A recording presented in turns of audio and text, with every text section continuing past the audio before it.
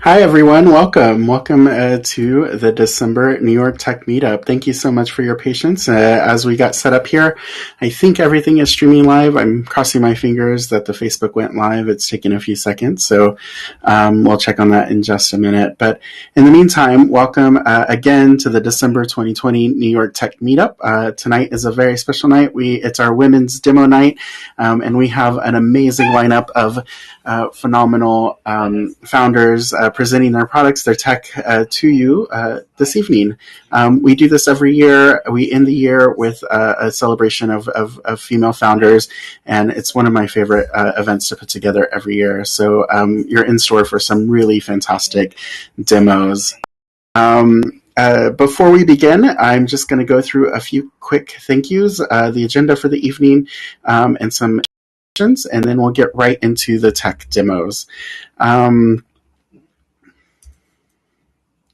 First up, just a quick privacy statement that we do record this event, and so if you do appear on screen, just be aware that you are that we are recording this session so that we can disseminate it to others through our channels to those who can't attend tonight.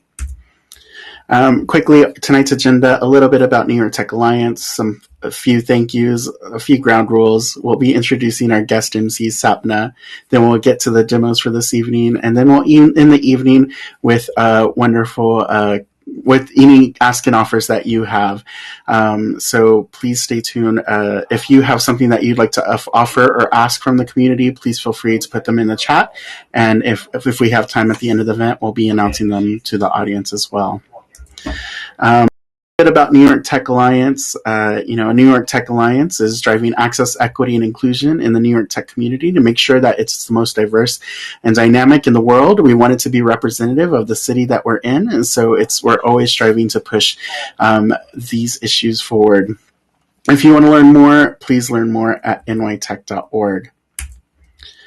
Again, thank you to our annual partners that make the work possible for the organization. Everybody, Xander to CUNY to New York Institute of Technology, Witham, Eisner, EY, Google, Grasshopper, Paul Law Group. They're all really fantastic partners to have. Really fantastic participants in the tech ecosystem. If you want introductions to any of these companies, please feel free to ask, and we're happy to make and facilitate those introductions. And then a few quick announcements about some of the things that we provide. If you are planning a tech event and want to promote it out to our audience, please submit that community event at nytech.org/events. We pick some and put them in our newsletter, and it's a really fantastic way to promote your tech event.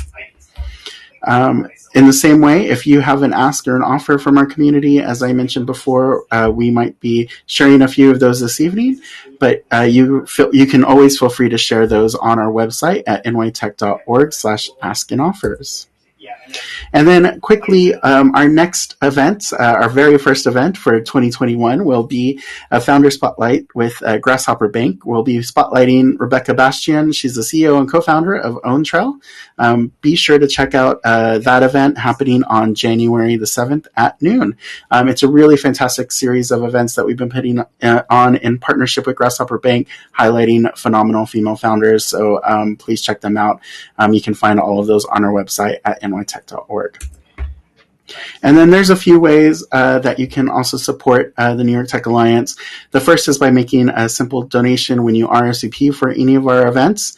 The second is to become an individual or corporate member of the New York Tech Alliance. And then third is to simply make a small donation on our website. And so we encourage you to support us however you can.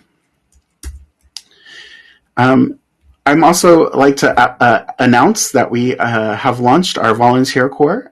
So if you would like to volunteer for a local nonprofit, please submit your volunteer application here. If you are a local nonprofit that needs some tech help, you can submit that application here as well. And the idea is that we are pulling together the tech resources that exist within the tech ecosystem to help nonprofits during this time with some of their tech needs. Some of the projects that we've been getting in through the pipeline are website redesigns, help with Salesforce, help with their CMS system, help with other technical systems and infrastructure. And some of them are looking for guidance as to how to, like the things that they need to be looking for. So there's lots of opportunities to connect with local nonprofits. We're taking applications now and launching the program in full swing in January. Check us out there. And then that brings us to this evening's event. Again, I'm super excited to be hosting this event and bringing all of these amazing companies to you. The way that the event will work is that we will do each company. We will be breaking these demos into groups of 2. Each demoer will have 5 minutes to present, and then we'll be bringing both companies back on for a quick Q&A. So please pay attention to the demos. If you have any questions, any of these founders, put them in the chat or in the question section. I will make sure that Sapna gets those, and then we'll go from there. A few ground rules. Again, please use the Q&A of AirMeet for the chat function, or in YouTube Live. You can also ask questions there. Please be present, and then also be respectful. So again, we thank you so much for your time tonight and this evening. We know that it's been a very, very difficult year in many, many ways, and our thoughts are with everyone who has suffered through this time. And we are, but tonight we are celebrating the end of this year with a really fantastic program. Again, I'm really excited to bring to you some really phenomenal founders. Other things to know about this evening is that there is one question that we don't ask here at New York Tech Alliance, and that what is your business model? So please refrain from asking that question as we really focus on the tech itself. So again, as you get your questions ready for the audience, please just refrain from the business model question. You can ask that question to the demoers during the networking piece, but for this event, please really focus on the product and the technology. Okay. One more time. 8 companies that will be presenting on stage. We have a special lightning demos included for this evening as well. It's all hosted by the wonderful Sapna Shah in partnership with the Retail X series. And so with that, I'm going to turn it over to Sapna to introduce herself, and she'll be taking over the emceeing duties from this point on. Again, thank you so much for being a part of this evening. It's been a pleasure to put these events on this year, and please connect with me at any time. My name is Andy Saldana, again, Executive Director of New York Tech Alliance. I wish you all the best of holidays, and with that, I'm going to be turning it over to Sapna Shah.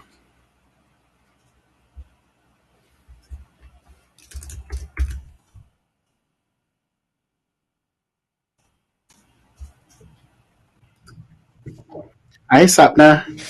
Hi, Andy. Thank you. Hello, everyone. And let me just say a warm welcome from myself as well, in addition to the one you got from Andy.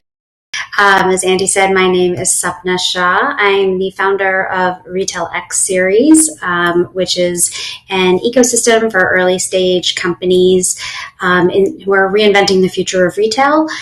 We do events which used to be live and are now virtual.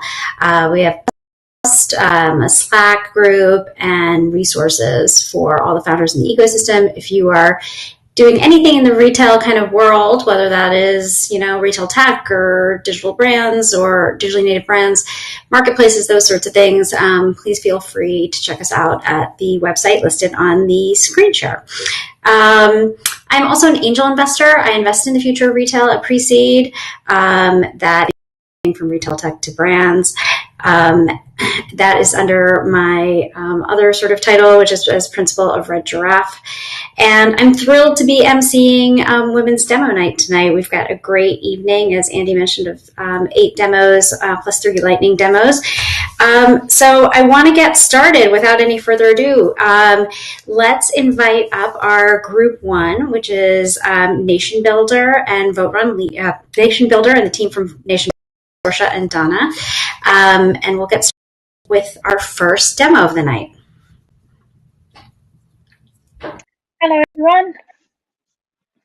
Really excited to be here. So I'm going to go ahead and get my screen shared for you all. Is everyone seeing that? Maybe? Yes?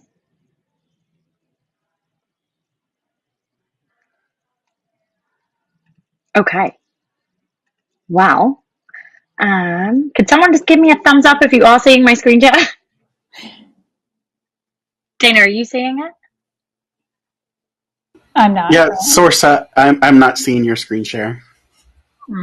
Okay, well, let's see if I can just really quickly triage that and make sure that we can. And okay.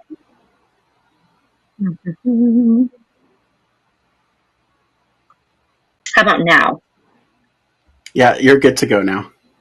Fantastic. Okay, well, let's jump right in. We are so excited to be here today for the Women in Tech demo. And we were really excited to have the opportunity to partner with Andy and the whole New York Tech Alliance team earlier this year. NATIONBUILDER was created with the belief that everyone can lead. Our founder was Jim Gilliam, who has since kind of walked on from this life, and our now CEO is Leah Andrus. And they set out with the goal of making the tools of leadership available at an affordable price to people all over the world. And as our platform has grown and evolved, we've provided leadership solutions to countless nonprofits, political campaigns, advocacy groups, corporations, higher educations, and associations. But to do all of that, we ground ourselves in what we call our theory of change. That is simply solving today's biggest challenges isn't about one leader, it's about millions. And NATIONBUILDER exists to make it possible for anyone to easily mobilize their community and lead them to action. And so to create this theory of change, we look to our values and our mission as a company. These are not just statements written on a slide or a virtual wall or a wall in a real place back when 2020 was not happening. These are actually things that we do to implement in our platform, in our product, in the partners that we choose to work with, the customers that we're fortunate enough to actually engage with, and ultimately the community as a whole that we build. And so where we're grounding in our vision and mission of building that infrastructure for people to create and envisioning a world where everyone has the freedom and opportunity to lead and create what they're meant to lead. Our software enables people to do that. So what does that software actually consist of? NATIONBUILDER is leadership software, and that is an operating system which is designed to help leaders move supporters to action towards a shared goal. And in our software, you have the ability to create a website, engage with your data through our CRM, broadcast to your community via email and text, and raise money for your cause or those causes that you care about through our NATIONBUILDER payment processor. Our integrated platform helps leaders visualize their community so they can grow and deepen relationships with their supporters. And again, we built this software to give everyone access to the tools of leadership. So what are the results, right? Over the past 10 years, it's been an extremely powerful journey to actually release the ability to lead as it pertains to software out into the world. I'm not going to read the list that you can see here on the slide, but we're a global company that have helped hundreds of thousands of organizations actually organize their community, whether that is a nonprofit starting out for the first time, a local coffee shop, an association, an alumni group, a campaign. NATIONBUILDER is the infrastructure that allows them to deepen relationships with their community. So lastly, before I hand you over to the wonderful Dana, I wanted to point out some important stats, and in particular looking at our customers who are using the full breadth of NATIONBUILDER software. They saw a 71 times increase in actually recruiting supporters, increased event RSVPs by 50%, and actually had supporters raise 47 more times on their behalf. This is what we mean when the power of leadership in digital form is actually unleashed to people. It gives you the ability to have a visualization of who your people are and thus actually create more meaningful relationships with them. So with that being said, I'm going to hand it over to the amazing Dana Landers, who is the woman behind the scenes working with Andy and his team to make sure that New York Tech Alliance have a successful implementation on our platform. Awesome. Thank you, Sorcha. I'm going to go ahead and share my screen. And I'm going to have to share the whole thing because I have the lovely task of going back and forth between incognito windows and logged in windows. So I'm going to go ahead and assume that at this point you can see my screen. If you can't, then unmute, let me know. So what you're seeing right here is a website that's built entirely on NATIONBUILDER. And what I want to just give you a quick preview of is what does it look like when someone interacts with a NATIONBUILDER website within the database that's connected to the site as part of the integrated platform that Sorcha just touched on. So I have right here, for the sake of time, a join page on my site called Craft Club, which is a paid membership organization focused on bringing people together to craft, which is my personal passion during quarantine times. So if I scroll down, I have this pre-filled out with my name, my email address, my contact information, and also just collecting some custom information, like what is my favorite craft. And I'm opting in to both email updates and text message updates from Craft Club. So I'll go ahead and sign up. And a couple things are going to happen. So one is I have a social share prompt, or in other words, I'm being prompted to post on Facebook, Twitter, WhatsApp, or share via email a link to my friends so that they can join Craft Club as well. I'm going to X out of that for now. And then I also land on a screen asking me to share my crafting story. So I'm going to say, my grandmother taught me how to knit, which is true.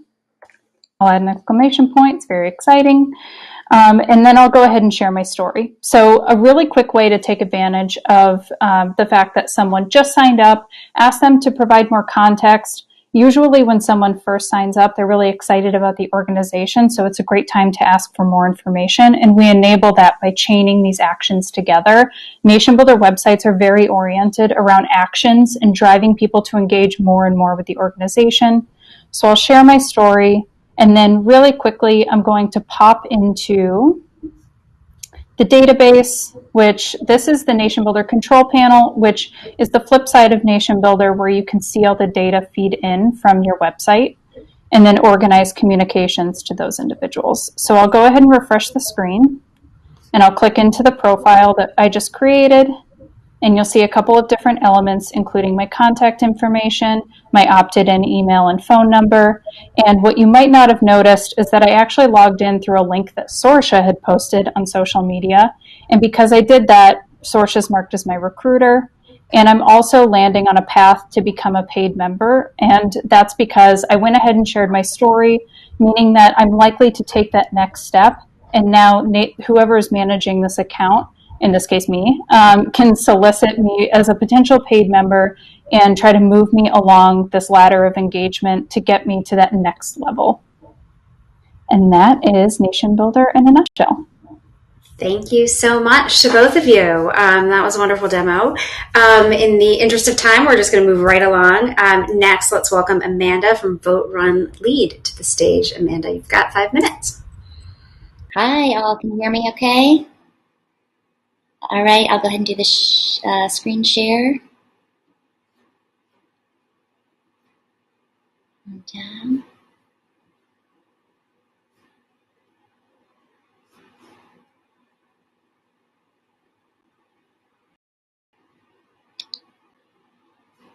All right, can everyone see my screen?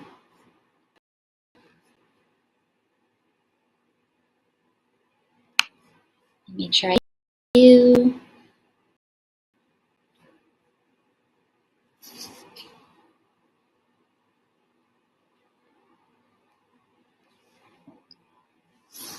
Okay, so hopefully everybody can see my screen. My name is Amanda O'Donnell. I'm currently the Chief Operations Officer for the nonprofit Vote Run Lead. And before I tell you just a little bit about Vote Run Lead and how we have used NATIONBUILDER to fuel our growth of almost 150% over the last 2 years, I just want to quickly thank Andy and Sapna and the New York Tech Alliance team to join tonight. So, and I have to very quickly just say that New York, the demo, women's demo night sort of has a special meaning for me because before I joined Vote Run Lead a couple of years ago, I actually helped found and was partner and CFO of a technology company here in downtown New York called Control Group. And we had fun events and Women in Tech coalition building with New York Tech Meetup.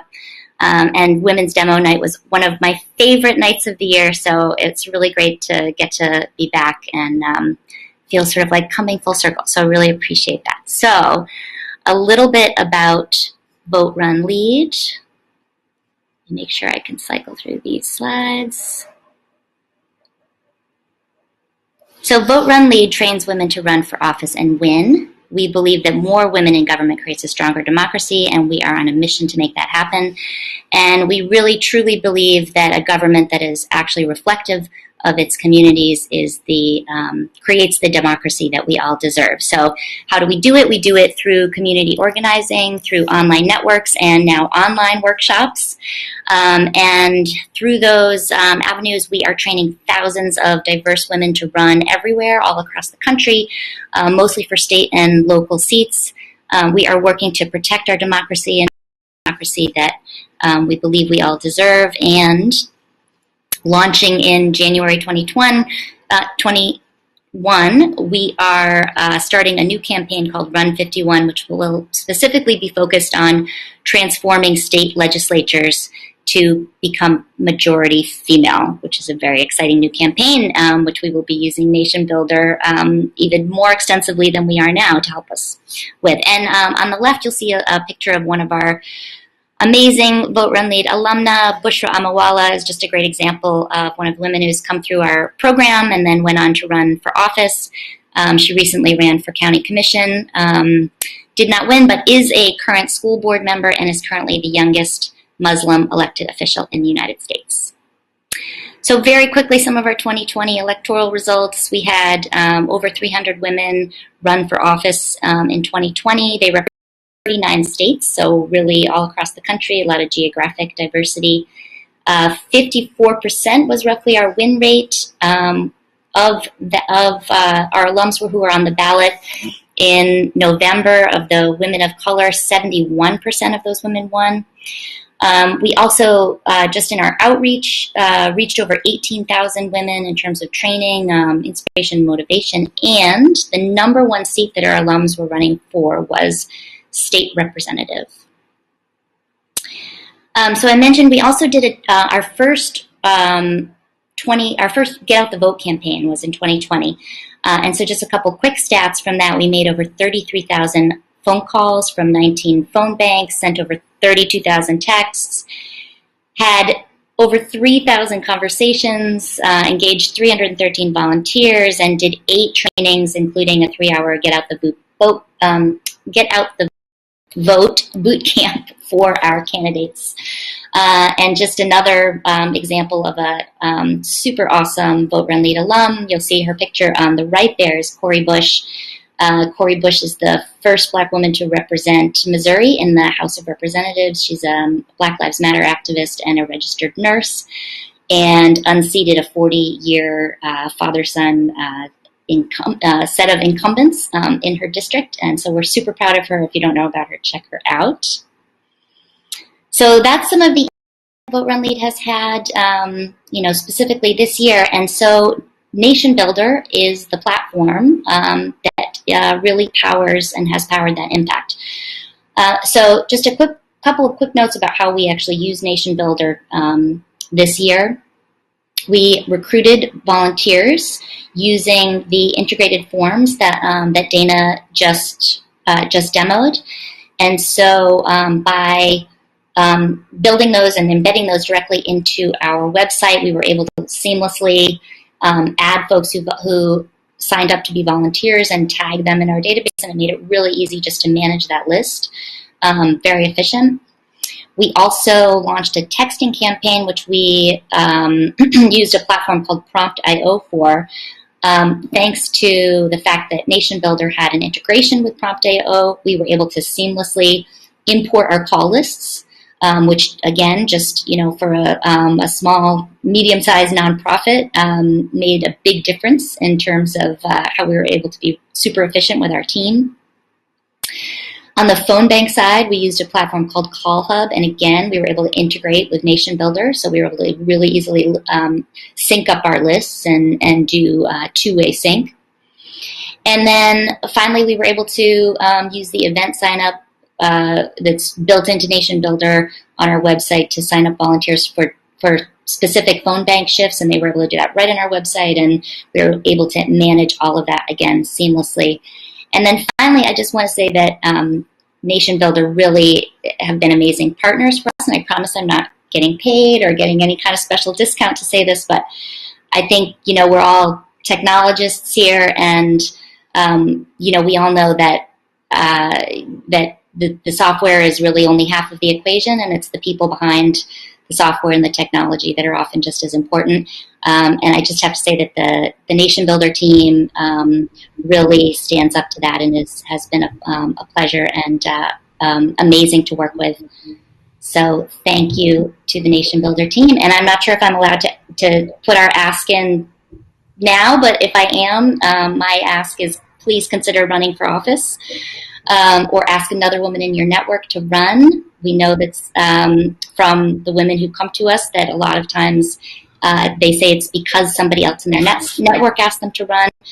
That was what caused them to actually go and register, and follow us on social media. And I will stop sharing. Great, thank you, Amanda. And thank you to all three of you, actually, for your demos. We have time for a few quick questions. If anybody in the audience has a question, please put it in the chat or in the question box, and we'll get to all of them, or not all of them, but as many as we can.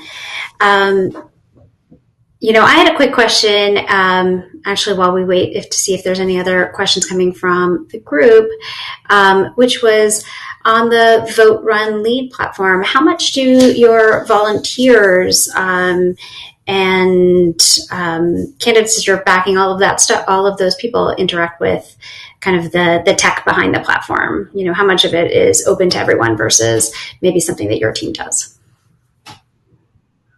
Yeah, that's a great question. We actually, so I should say also that when we were doing the prep for this conference, Andy and I started chatting. Andy and I sort of went off on a rabbit hole of how much we love NATIONBUILDER, and he's like, "Oh yeah, I use it for this," and I was like, "Oh yeah, but I'm doing this with it." And so I mentioned that because one of the things that that we actually hope to implement going forward is more of the membership features. So right now, the volunteers this year really were just using the sign-up forms, and then they were getting some automated replies from us through the NATIONBUILDER platform. But going forward, we really hope to utilize more of the full function of the membership platform, which I know New York Tech Alliance is using. And so hopefully I'll get coffee with Andy, and he'll tell me all about how that works. Great. We have a question from the audience, which is Vote Run Lead geared toward a specific party, or is it nonpartisan? We are nonpartisan. We, truly believe that that it's not that working in a nonpartisan fashion is the way that we have to build our democracy and improve our democracy. We do believe in, and we're on a mission to train intersectional, anti-racist reformer women to run for office. So we have strong feminist values, and we are open to anyone from any party. Great. Thank you. Any other questions from the audience? Does anybody want to put anything else in the chat? I don't think I'm seeing any. Andy, have there been any questions on the other platforms? Nothing coming through at the moment, but I have a question for Sorcha and Dana about what the most surprising use of the technology has been that they've seen. Like, what's really been eye-opening to you, especially during this time? Wow. Yeah, I think the COVID Nation Builder ran a project for anyone who is providing emergency or essential services. And we have seen providing access to the software for free. And we've seen some really fantastic, just organic people helping in their community, spinning up pages to understand who can help and what people need help with and matching them up through the technology. So that would be one of my all-time favorites for our customer base and the impact they have on the world. Another one, just to flag, that I don't think people think of when they think of Nation Builder, there is a small family-owned coffee shop that runs out of Chicago, Illinois, that have used Nation Builder as their invoicing tool, as their means of communication, their website. And so it's not always just for a campaign or a nonprofit. There's a lot of different use cases, but I don't know, Dana, if you have any other favorites.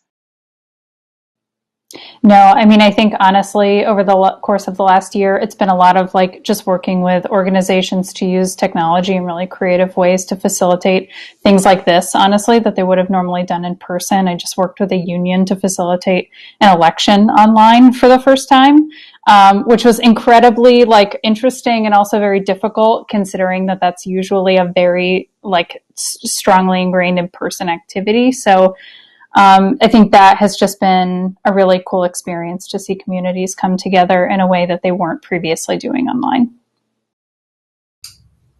Yeah, that's great. That is sadly all the time we have for questions because we have to move on and keep it going. We have so many more demos to get through. Now we're going to have our first lightning demo, lightning video from Neural Trend.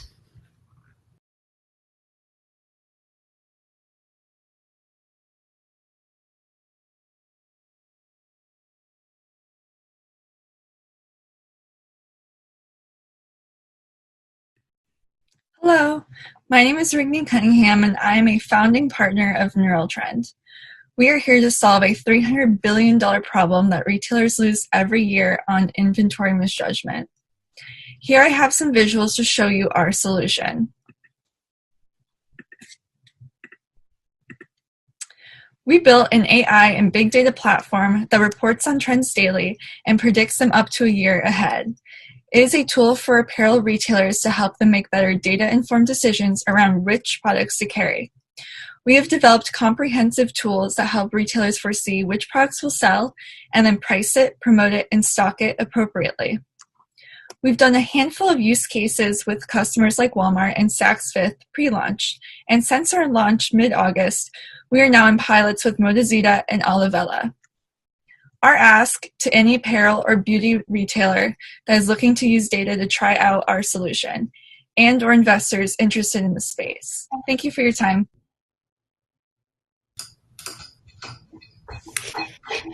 All right, thank you. Keeping things moving, we are on to group 2 of our demos, and the first demoer is Beverly from Local Civics. Welcome to the stage. Amazing. How's my audio? If you can give me a thumbs up or throw an emoji in the chat. Awesome. I will kick it off by sharing my screen. And hopefully you're able to see that. Amazing. You should be able to see my screen at the moment. My name is Beverly Leon, and I'm the founder of Local Civics. We're reimagining civics education for young people across the country. I'm really excited actually to follow on and hear the Nation Builder and Vote Run lead. We're working towards similar missions, and it's really exciting to be on this journey and demoing today. So what are we doing at Local Civics? We're gamifying civic participation so that it's accessible for any young person, no matter where they're starting their journey. We're inspired by meeting educators where they need to, and also meeting students so that they have an accessible way to start beginning to participate and then eventually leading in our civic communities. So how do we do this and sort of to share some of the problems that we're focused on? So right now, a lack of civics education in schools leaves millions of middle and high school high school students, but really every K through 12 student without the tools or resources to become civically engaged. And the facts pre-COVID were pretty startling, but I think we've all been experiencing what it means when we don't have strong civic institutions and trust in our government. One of the data points I'll just call out on this page that motivates our team is that in 2016, only 57% of 18 to 29-year-olds of young people voted in the presidential election. As we actually think about what that means at the local level on your school board meetings, as Vote Run Lead talked about, it means that people aren't even engaged or embedded in those networks. So how do you impact your community if you're not engaging in some of the most important spaces? So we're tackling that from the K through 12 educational lens. How do we do that? We do two things. We have an evidence-based curriculum that helps support schools in actually delivering civics education to their students and training them. And we have a technology that supplements that. And that technology is what we're most excited about because it's a scalable solution and really helps meet all students no matter where they're starting. So I will give a quick demo, but really quickly so you just get a visual. This is how our platform works. Students are working together with their educators or student leadership councils to set civic impact goals, to earn a number of points or attend a specific type of event on our platform. They use our platform to find and participate in those events, and then they're earning points towards this and tracking their progress. So give me a moment, and I'd like to actually just demo the app to give you a sense. So throw an emoji in the chat because I can't see the tab I'm sharing. If you can see the application screen, amazing. Thank you so much. So this is what our platform looks like for students. We're actually working closely with one of our pilot school partners in the Bronx, and we have 500 students actively using the platform every single week. And their job and working in partnership with their principal and teachers is to attend 4 events on the platform this semester, even during remote learning, that they choose. And these can be across a range of different categories and types. So everything from your policy and governance, so our politics events, to different types of arts and culture and recreation events. And this is really so that accessible channel to participating, we're building that civic skill. We're building the community engagement skill. And as students get older, their participation should grow and those goals become harder. So how does this work? Students can look, and these are actually the events that are available for them today. We just ran one of our recreation events. And here's actually, if you're in Manhattan Community Board 12, I know there's a bunch of New York folks on here. Here's one of the community board meetings that students actually have access to join their Zoom meeting and participate in that space. This is where the school is. You can check into the event and upload a photo to validate your participation as well. I'll quickly jump to just what this looks like to set a goal. So students can create new goals and track their progress here. It's aligned with school curricula, and they can really track this at their own pace. And it helps them understand if they're overdue on a goal or if it's coming up. And then finally, what students really love doing is earning points on the platform so far. They can track their impact history. And so now students actually have a way to visualize their participation, see how their peers are participating, and further be able to share that out with either their educators or a trusted adult to make sure that they can grow it. Might be close to time, and just quickly jump into our asks. I think this might be later, but how can you help us? We're working with more than 2,000 students at the moment in many schools and about to really scale this platform after building the evidence base. Intros to advisors and mentors in the education and technology space. We're currently hiring a head of engineering, which is exciting. And then also introductions to ed tech investors, as well as social impact investors or family offices, are really helpful as we're looking to fundraise in the spring. So thank you so much. Excited to hear the rest of the demos tonight too. Thank you, Beverly.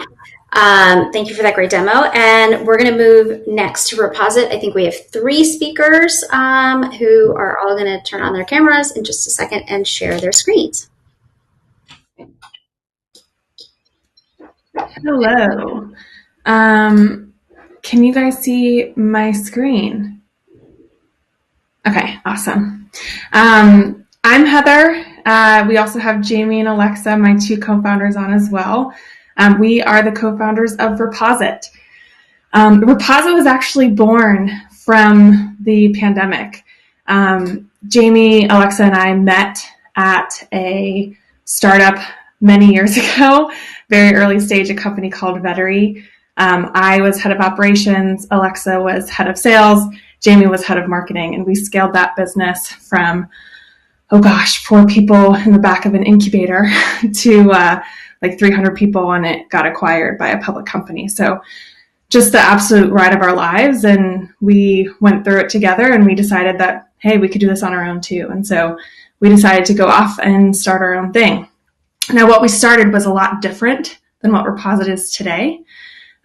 We actually did sightseeing tours in New York City. Like, we literally gave sightseeing tours for tourists in New York.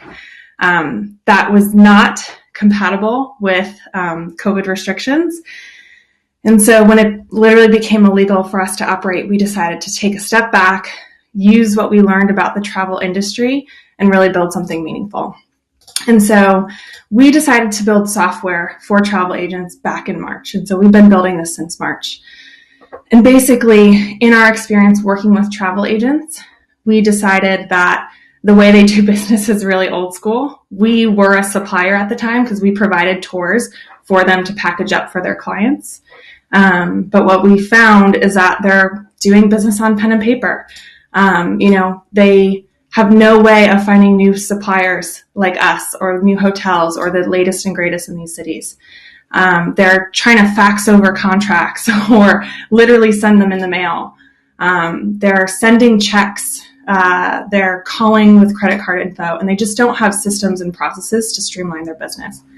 And so that's what we began building, and it's been a 9-10 month journey. And so the Reposit platform is an all-in-one solution for the travel industry, specifically for travel agents. And so we help them find new suppliers and maintain those relationships and those contracts. We help them store all of their files, build relationships with new suppliers, package their trips and itineraries together by starting with proposals that end up leading to business, and then ultimately processing all their payments so they can track their commission. So we're replacing spreadsheets and, desktop folder structures, and we're giving them a tool to help them do business faster. I'm going to turn the mic over to Alexa so she can talk through some of the actual features. Cool. So just to kind of piggyback off what Heather was saying, it was really incredible to discover an industry this large that's been relatively untouched by technology. And so we started this whole process by just sharing screens and interviewing our current partners through Nowadays. And basically everything we built has been kind of hand in hand with their feedback to date. And so I'm going to walk through the travel agent features, and then I'll pass it over to Jamie in a few minutes here to walk through the supplier-driven tech. But first and foremost, Heather touched on this. All of our partners were working primarily out of Excel spreadsheets and through their email prior to joining Reposit. And so they would be searching for new partners and existing in their email inbox or through multiple different tabs in an Excel spreadsheet. We've moved all of that online and built essentially an out-of-the-box CRM for them. And so one of the major features is they have the ability to store all of their clients, all of their contact information, and then all of their suppliers as well. So in the screen here, you can see a very detailed search functionality is present within the supplier section of the database. So if I'm a travel advisor and I want to drill down into my database to find a restaurant in Midtown that has Italian cuisine and gluten-free options and a private dining room that can host a group of 20, I'm able to essentially input all of those features into Reposit and then see all my results that meet that criteria in real time. Next up, this is a really big piece of the platform. The CRM is a dynamic database versus a static database. And so essentially it saves the travel agents the time of needing to stay on top of all of their supplier updates because the suppliers build the profiles themselves, manage it, invite their partners, and then anytime they log in to make an update, those updates are reflected in real time in their partner's database. And what this does for us from a user acquisition perspective is really powerful. I've run sales for multiple organizations since graduation, and I've never seen a network effect really take off like this, because when we onboard a travel agent, they add their 500 to 1,000 suppliers to the platform. That triggers 1,000 invites to essentially go out to the suppliers to build their profiles. Suppliers build their profiles and then are able to invite additional travel agents. So it's really this crazy network effect that is feeding our user acquisition, which is really powerful. Next, we do have also the ability for people to send custom quote requests through the platform and essentially have a place to track all of this. So it's their live pipeline. What deals are they working on right now? And what do they expect to kind of close this month? And then last but not least, on the agent side, they have the ability to build trips within the platform, which we also call proposals. And then probably one of the most important features that was expressed kind of time and time again from our user base as a pain point was the ability to both track payments and then manage their payment schedules as well. And so if you think about it from a travel agent, they have to collect money from the end client, and then they have to pay out all the suppliers that are in the itinerary. So there's a lot of moving pieces there that we've been able to streamline. And Jamie, I'll let you kind of take it from here. Great. So I'll just wrap up by covering the supplier side of the platform here. So Alexa kind of showed the flip view of the travel agent, but once they do, invite all of their suppliers to join Reposit, this is kind of the experience that the supplier would get when they go to sign up. They can actually build out a very robust profile. So a great example would be here. What you see on the screen is nowadays, right? Classic car tours might have multiple routes, might have multiple experiences that the company is offering. And the supplier can go in across many categories and make sure that their information is structured appropriately, so that when the agent is going into their database and they get like a client request that comes in, and that they're putting in kind of those filters, that the supplier is best positioned to show up, since this is all structured data. And then what the main value prop for the supplier is that they get to manage all of their relationships in one place. So instead of that supplier going in and having to send 100 emails out or 1,000 emails out to all of their travel agent partners, they make that update once through the Reposit platform, and that gets again auto synced to the agent side, and then they get some insight into their pipeline. I know this is something that we struggled with as a tour company. Was we'd have these great conversations with travel agencies, and they'd say, "Hey, you're in a huge proposal to book out your entire fleet."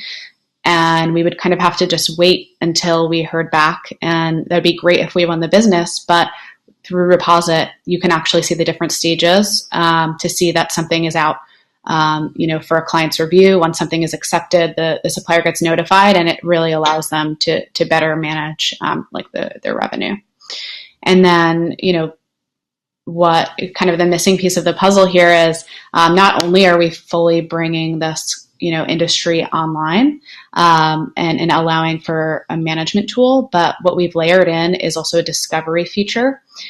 This was something that all of our users were asking for on both sides of kind of the platform here.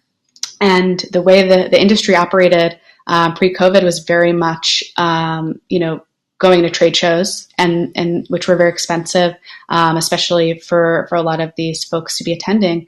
And now certainly, with a shelter in place, folks were looking for a new efficient way to discover new partners. And you can see here, we've introduced that through kind of a token system where they can input partners that match their criteria and their location, and be able to unlock those partners. So would love to open up for questions, but I guess the last thing I'll wrap with here on our end is major, ask from us would be if there are any either travel agents or suppliers, which range from hotels, activities, transportation, companies, et cetera, that might be a good fit. We'd love to provide access to the platform. And, we did just announce actually last week, we closed a new round of financing. We just raised $2.5 million led by Liberty City Ventures. So we're really excited about that. But always, happy to have conversations with new investors that might be interested. Great, thank you. Heather, Jamie, Alexa, thank you all. Beverly, you're back, which is great. Anybody who has any questions, please feel free to put them in the chat or the question box. Andy, let me know if any questions have come in from any of the other kind of sources. I guess let me start with kind of one for Reposit, actually, for any of the three of you. When you talk about kind of how do you, the sort of the management problem of kind of this automation at the back end of the travel industry and travel agents versus the discovery piece, where do you see that going? Like, is the discovery piece going to be bigger given how much user generated interest you had in that? I think it's hard to tell. I think the industry is probably in a lot of flux right now. And so this is something people were asking for because they're looking to grow their networks now while they have the time and ability to really establish those relationships. We think that that's going to continue to be a huge part of what we do because as Jamie mentioned earlier, trade shows are so prevalent. That's how every travel agent meets any suppliers. They just go to these trade shows, they pay thousands of dollars, and they just try to meet new people, and that's currently the only option. And so we think that this provides a better option, even post-COVID, to just be able to find things more efficiently. But ultimately, the reason why we built the platform is to provide an all-in-one workspace. Discovery is a part of that, but you can't really have one without the other. Yeah, that makes a lot of sense. I think we have time for one more question. And I think the question here is for Local Civics, how do you think about following up with your students to make sure they've registered and voted or continue to be civically engaged? That's a great question. Yeah, that's actually a great question. And one of the things we actively built into our theory of change and really helping students on this journey is that there are different, really, if you think about it, levels to civic engagement. You don't wake up at 18 and suddenly understand why voting is important and all the spaces that a vote actually impacts in your community. So our activation is really students' exploration of community on their own terms and that discovery through an academic lens with an educator facilitated in a community. So when they are 18, when they do get that next sort of level up of citizenship or civic engagement, they're actually already practicing those skills. The way we actually track that through our platform is through that impact history. So students can actually visualize whether it's civic milestones that our content and curriculum team has scaffolded, they can do those independently. Whether they've actually engaged in different political spaces beyond their classroom, right? Or even if they're just starting, maybe at 17, they've never had this conversation. They've never been invited into a local political meeting, or they've never been invited just into community. They can have that on-ramp. Absent that, it's a pretty hard, tall task to say to a 25-year-old person, hey, this is your community, you should care about it, if they've never actually been offered an entry point into community. So our platform streamlines it and allows students to just track their goals, set attainable goals, and gamifies it in that way. I think the other thing is working in partnership with educators to make sure that this type of intervention is powerful for students. So it's aligned to curriculum, et cetera, but really on that student piece, that discovery, and having your own civic journey, we think is really the activation process. So when they are 18, they're voting. When they're 19, they're voting in all of those spaces, not just our presidential election, but that and beyond. Great, thank you. That's all the time we have for questions with this group. So we're going to move right along. We're going to have our second lightning video from PS Collect.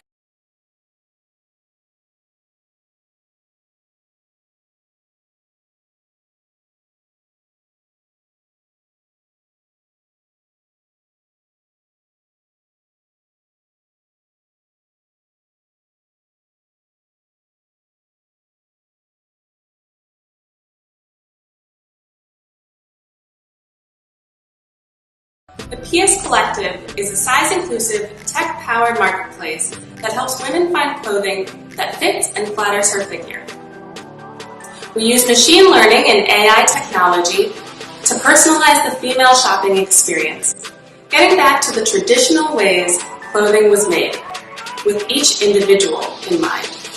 Hi, I'm Colette Johnson, one of the founders and the CEO of the PS Collective. And I'm here today because I want to share with you an exciting new opportunity in hopes that you guys will help us in our launch. The PS Collective will put an end to the continuous trend of bad data and archaic sizing structures. We'll be working with sustainable designers around the US that put quality first. Based on the user style assessment and a couple of pictures snapped by the user, the PS Collective creates a curated page that is by a real stylist, specific to that user. What are you waiting for? Join the revolution today. We're so excited.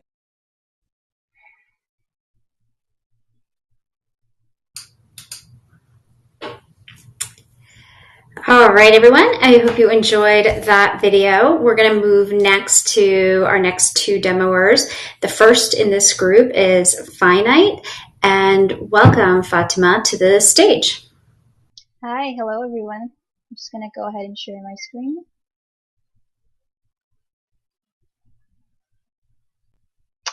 So I'm hoping you can see it by now.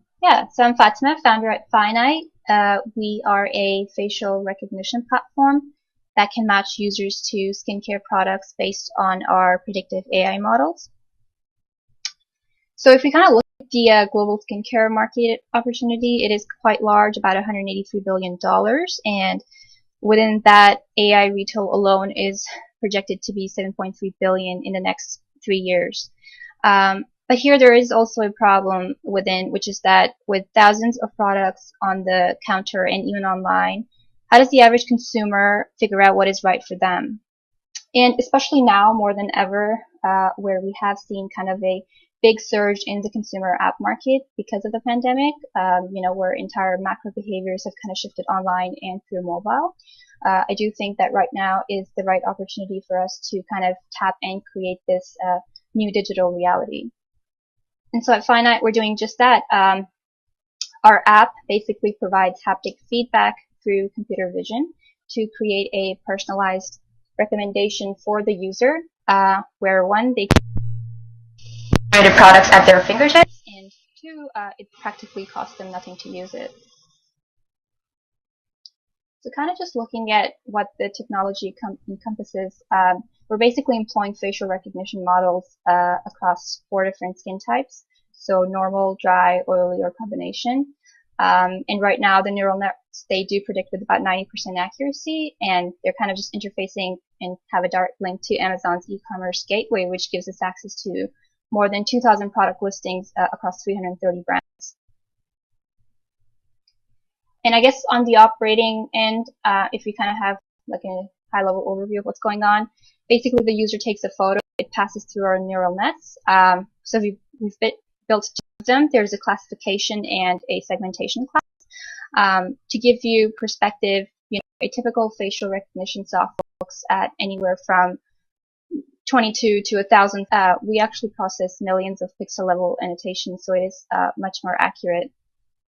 And then we are collecting the user's photos on our database, and that is because we're performing semi-supervised learning on them and updating the models every 24 hours so that the accuracy increases. On the latter end, we get the user's ID. So that's basically us kind of filtering through their preferences and tapping into Amazon's API across the product engine that I mentioned earlier, which is then fed back into the client on both iOS and Android. At the moment, we only have the Android app available, but we will be releasing the iOS pretty soon.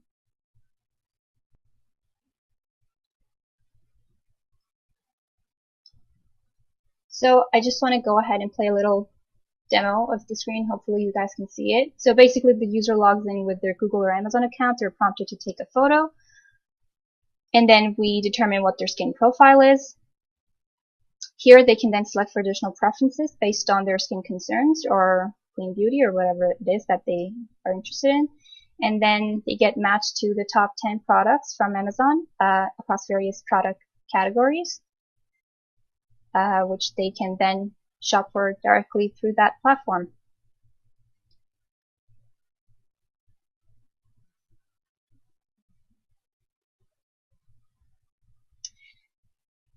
And so since the founding of the company early on in January of this year, we have built the MVP and kind of offered it through beta testing. And then in September, we did release the Android version of the app. So naturally, the next step for us is to kind of bring awareness to the platform and market this. And so for that, we are raising a pre-seed, which will primarily help us to acquire the first 10,000 users and grow from there, hopefully by the end of next year. And that is all. I look forward to connecting with you guys afterwards. Thank you. Thank you, Fatima. Next up, we are going to welcome Jessica from Dig Labs, who is going to go through her demo, and then we'll have questions for both after, so you feel free to put your questions in the chat in the meantime.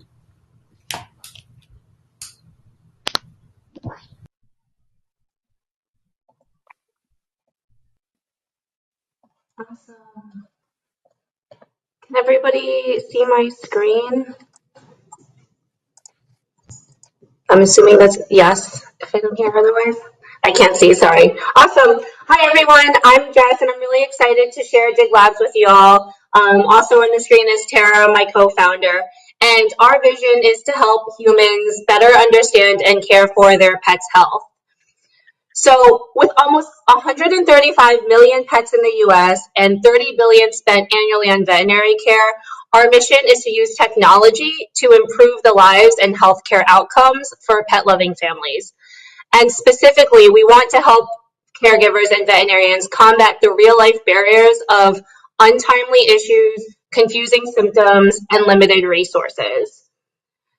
And like us, many pet parents, consciously or subconsciously, are looking for clues as to how their pet is doing on a daily basis, especially when it comes to their internal health and that daily number 2 situation.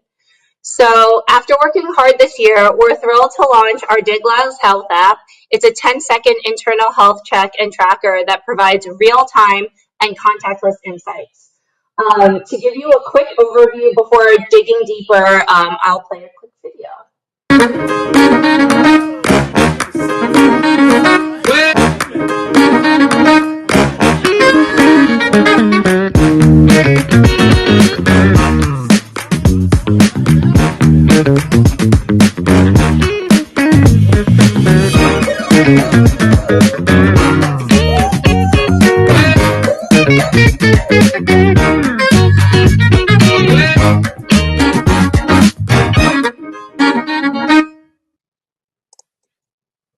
Cool.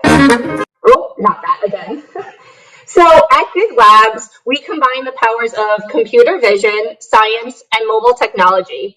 Our app scans for key health attributes, including parasites, blood, and mucus, as well as classifies other visual signs like consistency and color to scientific standards. And because we're powered by computer vision, regular use of our tool is easy and non-invasive. And finally, we know that it takes a village to be able to care for your pets. And so it's really important to us to be able to conveniently share these insights and information with your veterinarian for more precise information when managing tough situations. So with this, and since it's demo night, I would love to take you through a quick demo of our product, and just a quick warning that we are entering the poop zone. They'll be really quick, but there are 2 photos of poop. So because we know that pet parents are really busy, signing up will take less than 30 seconds. And here we have magically set up Trevor, and I'm excited to show you just how simple checking on his health is. So we're out on a walk with Trevor now, and his number 2 is looking slightly off. We're going to skip Googling or waiting for a response on Facebook, and it's time to take this photo. We take a simple photo and let our computer vision models do their work, analyzing the sample in relation to Trevor's profile. And here are his results.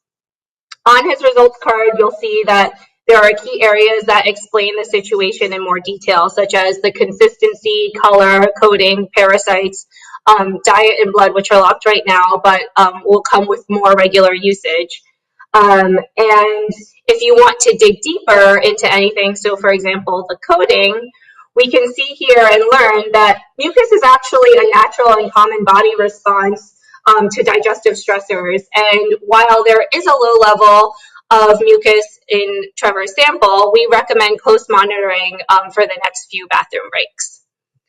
And people love our pet parent friendly features, and these include things such as being able to add notes, such as if you're trying out a new diet or if your dog is on any medications, as well as receiving personalized recommendations to help move your pet towards better health, all the way through to being able to recall the photo to share with other caregivers, or even sending all of the results to your veterinarian.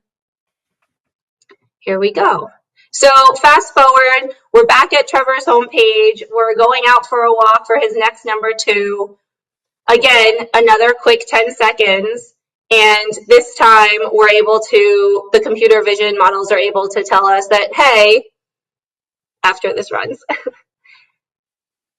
everything is looking great. We have better consistency. This is where he's falling within his normal range.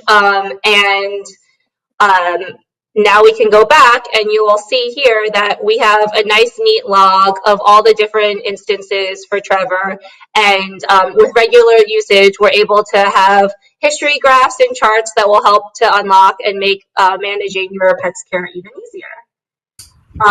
So with that, I know we just scratched the surface of everything in this 5-minute demo, but our ask would be for New York Tech Alliance, we need your help. So if you are a dog parent, please help us out. We're at the stage where we're looking to beta test before we go prime time. And so if you follow this bit.ly link, we would love to have you on board giving us feedback and building the future of pet healthcare. Thank you. Thank you. That was great. And I was not triggered by the poop pictures. But let me invite Fatima back up. Thank you, Fatima, for joining. Audience, if you have any questions, please put them in the questions link or the chat. Fatima, I wanted to start with a question for you, which is, on these sorts of apps where you're asking people to take a picture of themselves, how important is the lighting, and can you adjust for that? And can you really get to kind of the granularity that you need to see on somebody's sort of skin or face? Yeah, I mean, right now, the way that we have trained our AI models, we have looked at different kind of gradients and pixel variations between the data sets that we trained on. But we do think that it's very important that when the user is taking a photo that they have sufficient lighting for us to assess what their skin type is. But we have looked at some levels of variations within different lighting textures and even skin metrics, but we do have to definitely improve on that and take into consideration different lighting factors. Great, thanks. And I have a question just for you. As you're thinking about the use of the app and the tracking, are you trying to say that for pet owners, they'll have fewer visits to the vet because they can actually diagnose maybe things that aren't like going to the vet worthy? And so is this kind of a way that's maybe a little bit more preventative as well as diagnostic? Yeah, it's a great question, and actually the answer is both. So to answer your first question, yes, it can definitely be preventive. With regular usage and creating your dog's healthy baseline, we can get ahead of any digestive stress or upset stomachs when we start to pick up on triggers that might warrant a warning or taking action, and that might prevent a vet visit or emergency situation. Simultaneously, we also love this because oftentimes there are issues that go unlocked. So, for example, parasites. where something might be off, specifically in the case of worms, where stool might look normal, but there are actually intestinal parasites, and our technology being able to detect that would actually call up, hey, pet parent, you should take this sample, keep it, don't throw it out, and you should take it for a lab sample, and so your vet can diagnose it and give you the right medications and next steps for remedying the situation. So a little bit of both. Yeah, thank you. That makes sense. One other question, which I just lost. Where did it go? Honestly, you mentioned some of the features being locked yes, on some of the graphs. Is that based on how much data is available from that the user has put in, or other data that's also not available? Both data. So I think you're referring to, we had diet, which is something that's super cool.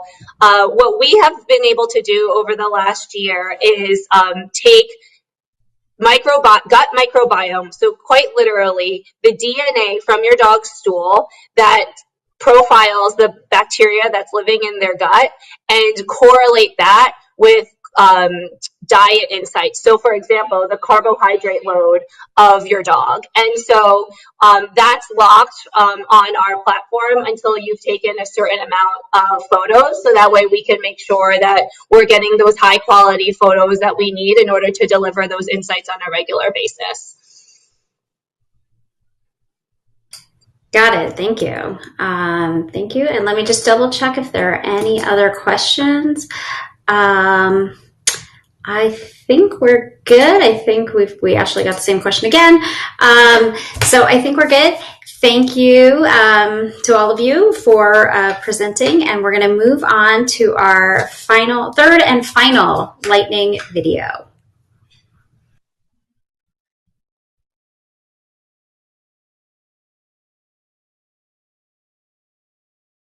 Hi, I'm Carolyn, CEO of Borrow Baby, America's first circular retailer for young children's wear. Our company addresses the impracticality of owning clothing during hypergrowth. Parents spend over $700 a year on clothes that don't fit long. With fast fashion, parents sacrifice style, quality, and safety just to save a buck. Even with hand-me-downs, 84% of our clothes go to landfills. Borrow Baby's circular model is the platform for change. Our customers can choose, rent and save by paying for items monthly, or buy with a lifetime return incentive, because we take care of our products for life. We're more than a rent the runway for kids. We're optimizing the entire value chain. We have exclusive partnerships with ethical and sustainable brands that use organic, toxin-free fibers. We recycle or compost all of our end-of-life garments to avoid landfills. Circular economies are set to unlock $4.5 trillion by 2030. Invest in Borrow Baby and join us in restyling the future of children's fashion.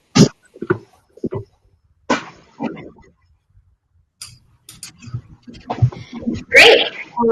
Now next up are our last two companies. We're going to start with Jess and Jason from Rainmaker.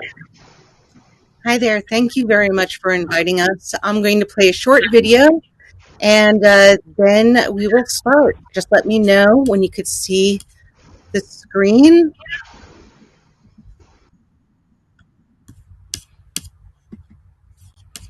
Can everyone see the screen right now? Okay. We'll play it.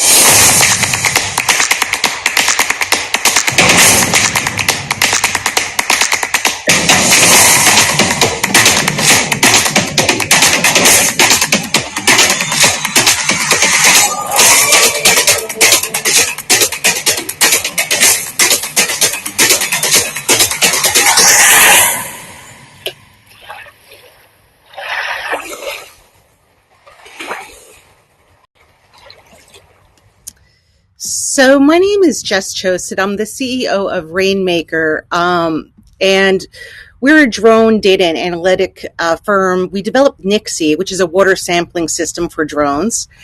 And we've done more drone projects for New York City government than any other firm, as far as we know. And we specialize in engineering, inspection, and identification tasks. We have won over 30 city and state government contracts to date, and we are profitable. NICSI was developed after I overheard a New York City deputy commissioner speak to a fellow engineer about how logistically complex it was to collect water samples. New York City, like every other place in the United States and the world, have government mandates.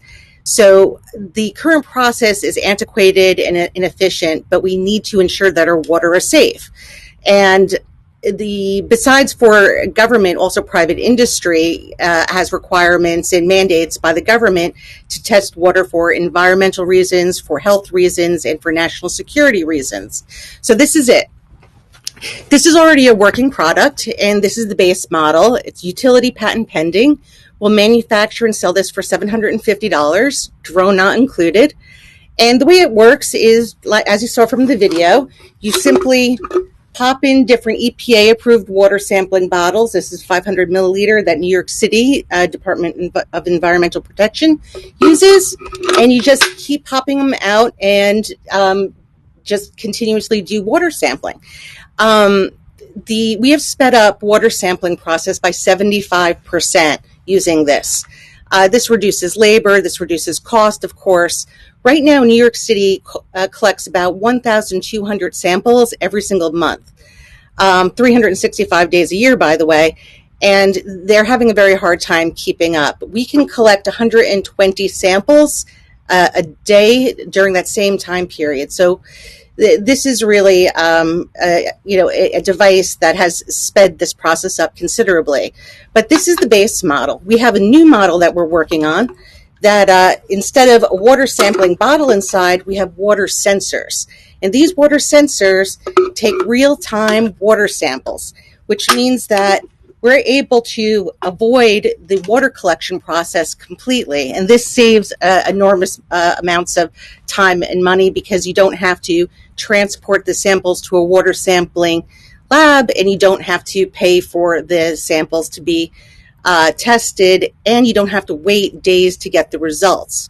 So we have an app that also works with this, so you're able to automatically collect data efficiently, and it's geotagged, so you know exactly where you're collecting the sample and when you're collecting the sample.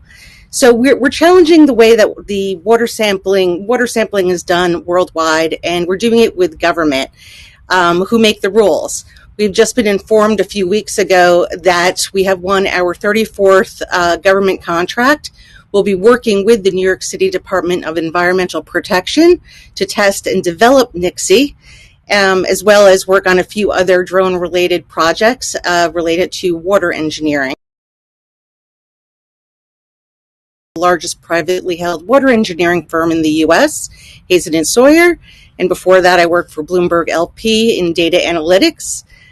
Jason, our CTO, Jason Felder, he's a mechanical engineer, worked with Trump and Easy Aerial, meaning he has worked on everything from drones to semiconductors. And he's also a former startup founder of Bowl, a robotic salad kiosk. So we are seeking seed funding now, and we also are looking for strategic partnerships. Thank you very much, and let's change the way water sampling is done worldwide. Thanks, Jess. That was great. Before we get to Q&A, we will, last but not certainly least, we'll welcome Eden from Mobot to the stage for our last live demo.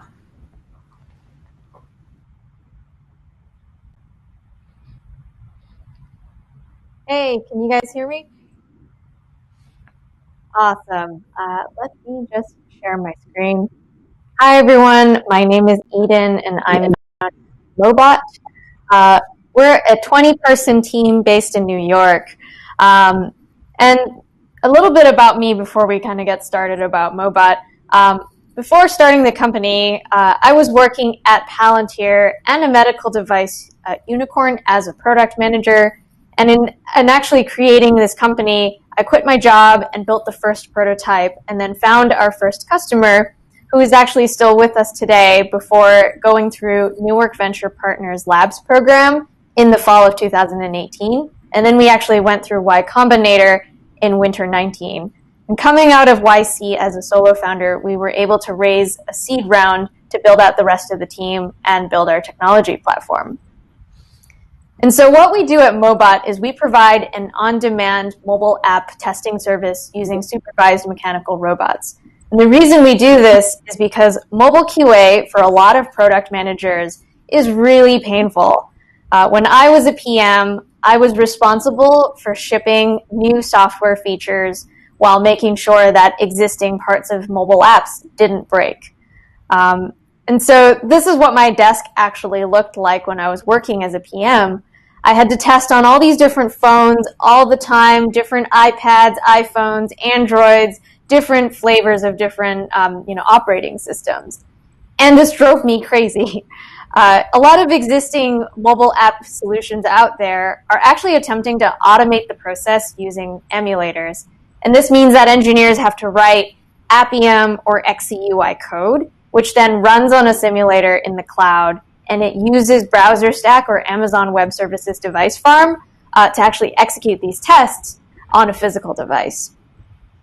But the problem with these solutions is that this doesn't cover a lot of the test cases, and engineers end up finding out that consumers are finding bugs in their app that they're unable to reproduce in an emulator anyway. And what we really believe at Mobot is that using a mobile app is a physical experience. You have software that is running on hardware. That means the graphics card, the battery, the camera. These are all things that you have to test in a physical world. No matter how many simulations you run, if you wouldn't ship a self-driving car on the road without first testing it, why would you do that with a mobile app that runs on all these different types of phones? And you guys probably remember that iOS 14 and Android 11 rolled out earlier this year. And that rollout was definitely a little bit bumpy. There were a lot of companies and engineers that were not prepared, and a lot of apps needed a little bit more time to fix bugs that were caught during that initial rollout. And so Mobot actually solved all this by taking the best of all of these different solutions, and instead of having a crowdsourced team of human testers or all these automated emulators that don't work, we will actually have a robot that actually tests on iOS, iPads, Android, that is supervised by a customer success team. This customer success manager then actually reviews the test report in advance before distributing it to our customers. And this enables our customers to actually focus on spending their time doing exploratory testing or usability testing rather than having to log in and out of an app and trigger a push notification hundreds of times. And this allows us to parallelize work and deliver test results faster. And so instead of needing to wait, half a week for test results on 5 devices, Mobot can actually give test results within 12 to 24 hours. And so this is an example of what the robots look like. We can actually use computer vision to detect what's on the screen and test throughout the entire process exactly like a human would mechanically. And this is what one of our test reports actually looks like.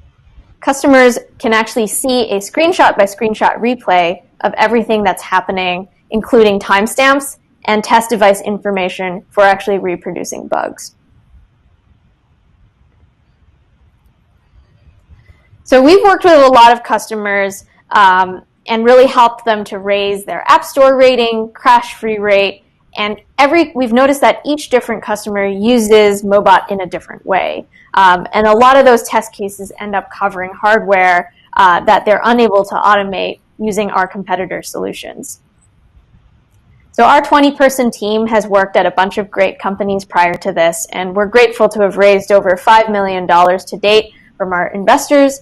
Our team brings a lot of strong software, hardware, consulting, and business development experience.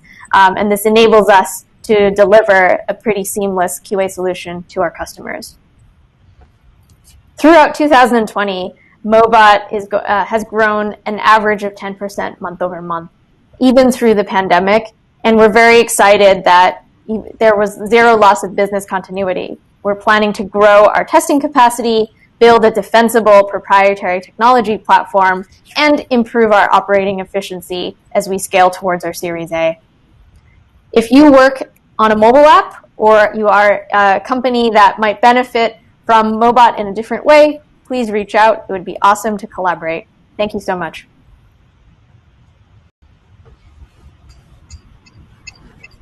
Thank you, Eden.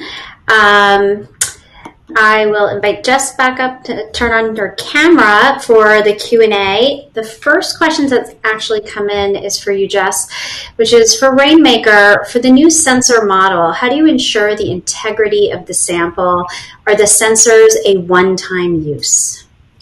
So that's a great question. A few different things. It's not one-time use. You could use it over and over again for years. You just have to calibrate it. Depending on the sensors, either every use, but usually every month you have to calibrate.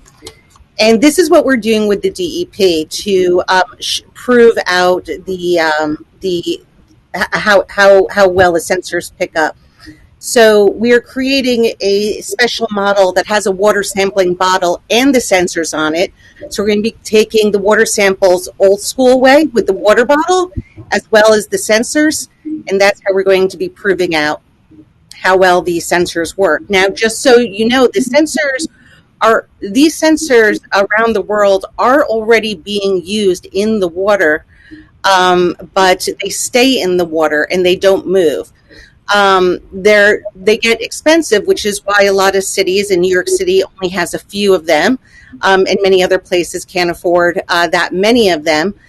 So by putting the sensors on a drone, and it just takes 1 to 2 seconds to collect a reading, we're able to be very mobile with this technology and save a lot of governments and industries a lot of money. Great, thank you. Again, if there's any last questions, please put them in the chat. Even a question for you. It seems like you would have a lot of data after testing all these different hardware platforms and software versions. Is there value in that data to your customers or a different kind of customer base, or is there a plan to use that data in some way? Yeah, we're definitely aggregating a lot. We're basically mapping out a skeleton of each mobile app that we end up testing. And so with that process, we'll discover a lot of best practices around, how many screens is the ideal checkout flow? And, we hope to be able to pool some of these insights to share with different customers. And on the flip side of that, we've also seen benefits where if iOS 14 is rolling out and, we have a customer testing on one of the beta versions, and then we find out that, hey, maybe app clips aren't working so well, we'll actually be able to warn some of our other customers that are also testing on iOS 14. And I think this actually happened, back when iOS 13 was rolling out. There are some of these best practices that are helpful to know about and just share us engineers. Sorry. Thank you. Andy, are there any other questions from any of the other streams?